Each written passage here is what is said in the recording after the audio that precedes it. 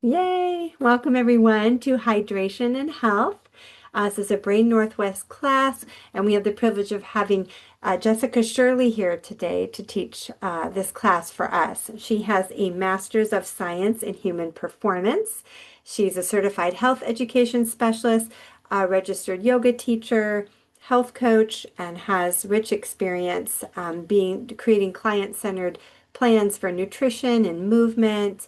She's done a lot of classes for us, and I look forward to her continuing to do more. She has a rich wealth of knowledge in all things related to health and well-being, and that is really important and a privilege for us to have her here with us today. So thank you, Jessica, for being here, and I look forward to learning with everyone here. Thank you so much, Reggie, for the introduction. Welcome, everybody. As Reggie said, I'm Jessica Shirley, and welcome to Hydration and Health, the importance of staying hydrated. And you'll notice I didn't say the importance of drinking water because although that is the major portion of it, it's not the only place that we get hydration. So let's dig in. All right. So just as an introduction, water is the most essential element for life. Okay, about 60% of the human body is made up of water, give or take, depending on the person. And it plays a critical role in nearly every bodily function. Staying properly hydrated can oftentimes be overlooked in modern times as we get so busy caught up, but yet it can be the key to our overall health and well-being. So whether you're working, studying, or simply just going through your daily activities, your body is constantly losing water through sweat, breath, urine. It's really important to replace those vital fluids that are lost to keep up your energy levels, prevent fatigue, and support your physical and mental performance in your everyday activities. So, water is way more important than just quenching thirst.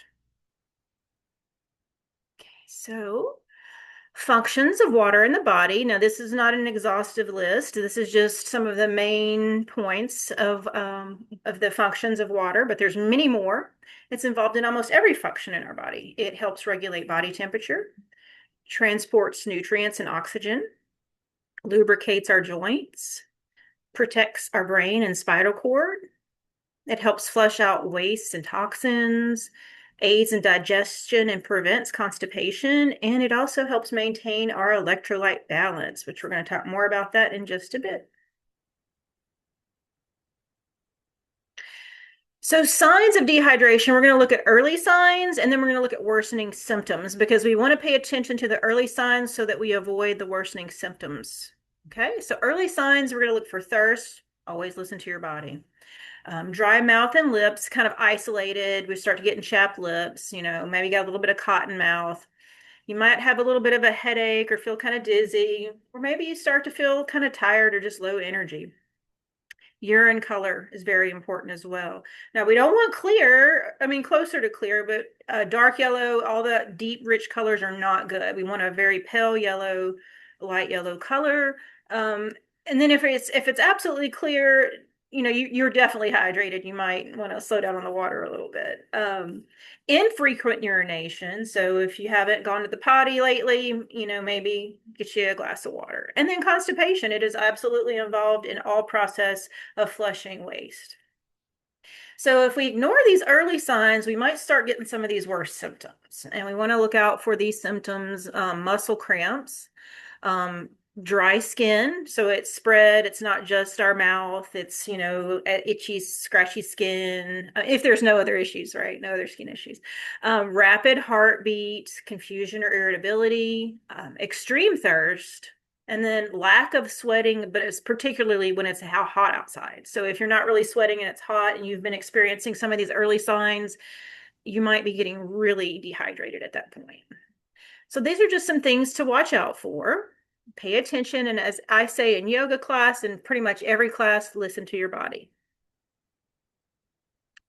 And then there's risks of just chronic dehydration. So, let's say that you do that one time, okay, and you correct it, fine. But if you repeatedly let yourself get into a space of chronic dehydration, then worsening things can occur, such as trouble concentrating, brain fog, even mood changes, increased risk of urinary tract infections, increased risk of kidney stones, kidney strain, injury, or failure if it in more severe or repeated cases. And then the electrolyte imbalance, which can affect muscle, nerve, and heart function. Higher risk of heat illness, including heat exhaustion and heat stroke. And in then severe cases, this would be really, really severe. It would be low blood volume, shock, confusion, organ failure, seizures, coma, or death. But that would take a lot to get to that. Okay. Just lots of indications before we ever get to that point. So listen to your body. You'll hear me say that way too much this class. Okay, so how much water do we need? So that's the tricky question, right? So the amount of water each person needs can vary depending on age, gender, physical activity, and environmental conditions. We've all heard the 8 glasses a day. Okay, that's approximately 2 liters, but that's a one size fits all rule, and that doesn't really work for everyone. And as I said, someone who maybe exercises all the time, lives in a hot climate, maybe they're pregnant, they're going to require a little bit more water to stay hydrated. So then, if we evidence-based guidelines are going to refer to total water intake. So I want you to pay attention to this part, meaning water from plain water, other drinks, and food. Okay.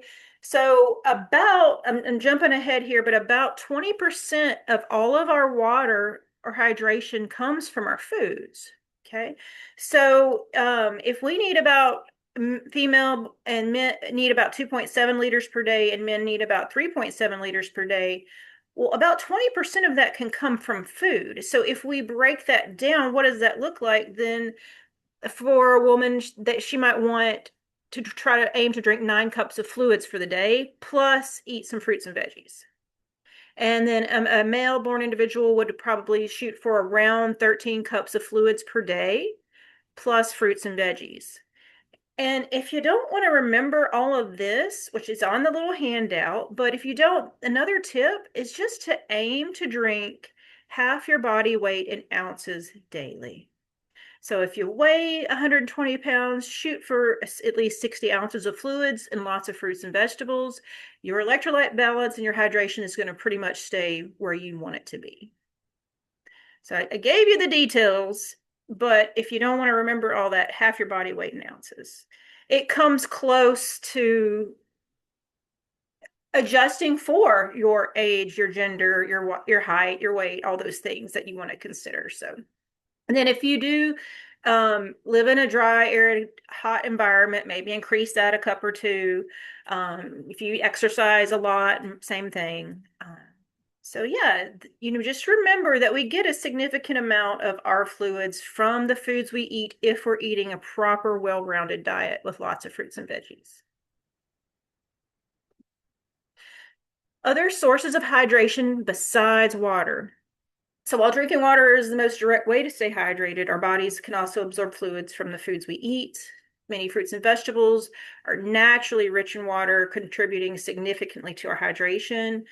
Examples include watermelon, cucumbers, oranges, strawberries, and lettuce. They're high water content. I just love melons. I'm so excited for melon season. Honeydew, cantaloupe, all the Picasso melons. Like there's so many Haney melons. There's so many different yummy melons, and that's one of my favorite ways to get lots of fruits. And then of course they're going to have vitamins and minerals, aka electrolytes, which help process the hydration absorption on a cellular level in our body. And then hydration sources that are not food or straight up water, we want to look for things like unsweetened teas, herbal, green, or black teas. 100% fruit juice can be hydrating, but we still want to shoot for smaller portions of this because of the high sugar content. Vegetable juice can also be a nice way to provide hydration and electrolytes, but also same as with fruit juice, sugar, vegetable juice can have high sodium. Read the label. Or, I mean, of course, if you're making if you're juicing it yourself, then you're good to go. But if you're buying already juiced juices, be sure to pay attention to the label. And then broth or clear soups can be really beneficial, especially during illness or low appetite. Smoothies can be really hydrating when you make them with fruit, veggies, coconut water, and yogurt. Electrolyte drinks, they can be useful for prolonged sweating, heat exposure, vomiting, or diarrhea, sicknesses, but I'm not a huge fan of electrolyte drinks in general. If typically you're thinking like Gatorade, Powerade, these things come with a lot of artificial ingredients, and I'm not knocking them. If you're at a pinch and you're sick or you're in a hot environment, you're out hiking, you need something and you need to replenish those electrolytes fast, they're useful. But an alternative, I was mentioning this earlier, just before we got started, you could make your own electrolyte drink by taking coconut water, maybe say a tablespoon of honey, a teaspoon of honey, whatever works for you, and then a little bit of salt. Okay, so that's going to be like a homemade electrolyte drink. That can be helpful. But again, there's no harm in grabbing the Pedialyte or whatever you need to get your levels back where they need to be. Milk is actually some kind of a surprising for some people way to stay hydrated. It does have water in it and lots of electrolytes, including calcium, sodium, potassium, and phosphorus. So, I've been trained as a Red Cross instructor, and I remember being trained like with heat stroke and stuff. They do recommend milk is one of the options for first aid. So milk can be quite hydrating. I don't like to drink it personally, but some people do. And if you're in a pinch and you're in a first aid situation, it's really good to have. As I mentioned earlier, coconut water with a pinch of salt could act as a strong electrolyte drink. You can add honey too. And then sparkling water or flavored seltzer is hydrating, unsweetened preferred. Okay. So these are some great ways to get the hydration you need and to meet that. So it doesn't seem so daunting that you need to drink 10 cups a day or 15 cups a day of water. It really will probably go back down to more like 8 cups if you're drinking things like this and eating lots of fruits and vegetables for most people. Okay, so mineralization and hydration. So we keep talking about electrolytes. Electrolytes are simply minerals and vitamins that help when they're dissolved in the body. They help the electromagnetic currents for all the processes to happen, from heartbeat to oxygen consumption to everything. So water alone just doesn't fully hydrate. The cells can't absorb the water without electrolytes. Electrolyte minerals help regulate where water goes and how it is used. Key hydration minerals include sodium, potassium, chloride, magnesium, calcium, and phosphate. Sodium and potassium particularly help maintain fluid balance inside and outside cells. Electrolytes also support nerve signaling, muscle contraction, and heart rhythm. So this is why it is so important to make sure the mineralization is happening alongside the consumption of fluids. And when you consume fruits and veggies, I know I'm beating the hand on hammer on the nail on the head a lot here, but those fruits and veggie consumptions are really going to help with those minerals to stay mineralized and hydrated. How to support mineralization. So I said fruits and vegetables, of course. So we want to eat mineral-rich whole foods, fruits, veggies, but there's also beans, dairy, nuts, seeds, and whole grains. Include potassium-rich foods such as potatoes, bananas, oranges, beans, spinach, and yogurt. Do not overdo plain water heavily during heavy sweating without also replacing the electrolytes. Okay. Use electrolyte drinks strategically during prolonged exercise, like you're going on a long hike and it's hot outside or something like that. Running a half marathon, heat exposure, illness, vomiting, or diarrhea. And as we mentioned, shoot for homemade electrolytes, Pedialyte, and then if you do need the Gatorades and stuff, then by all means do that. For everyday hydration, most people can meet mineral needs through regular meals and fluids. So unless there's some other condition underlying or other issue that I am not aware of, you of course take advice from your doctor. This is all information it with that is to be applied if there's no other issues. So what happens when you're hydrated? Okay, you're going to have a sharper mind. Staying hydrated helps improve concentration, memory, and mood. We're going to have more energy. Proper hydration prevents fatigue and helps maintain physical stamina. Healthy skin. Water keeps your skin looking fresh, glowing, and less prone to dryness. And I was about to say stress, but you know what? It'll probably look less stressed too. Stay hydrated, right? A stronger immunity. Hydration helps your body flush out toxins and fight illness more effectively. And then improved digestion. Staying hydrated helps remove waste and helps us have regular bowel movements. And again, there's way more benefits than this, but these are pretty major and important. And I cannot overstress how much we need to stay hydrated. So in conclusion, staying properly hydrated is one of the simplest yet most powerful ways to maintain good health. Water plays a vital role in nearly every function of the human body, from regulating temperature and boosting energy to supporting digestion and preventing illness.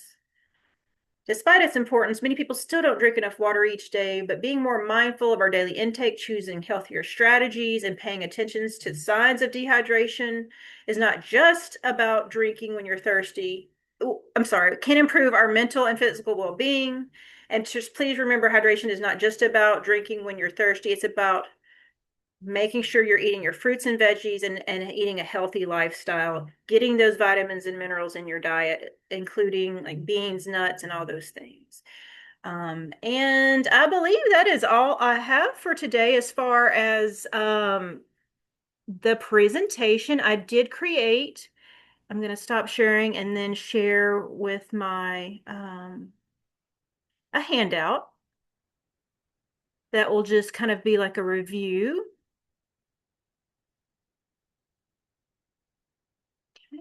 That you can take with you.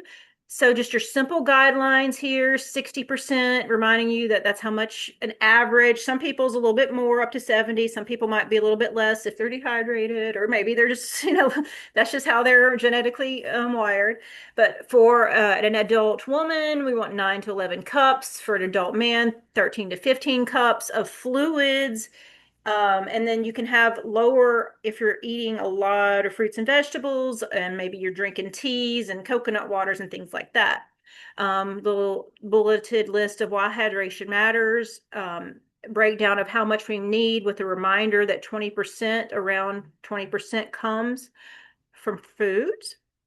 Signs to look for if you think you might need some more fluid, tips to drink more, minerals and electrolytes, and then hydrating drinks besides water. And then, of course, at the bottom, seek medical care for confusion, fainting, inability to keep fluids down, signs of heat illness. All of these things you definitely want to seek medical attention for. But these are just things to look for and ways to prioritize hydration in our life.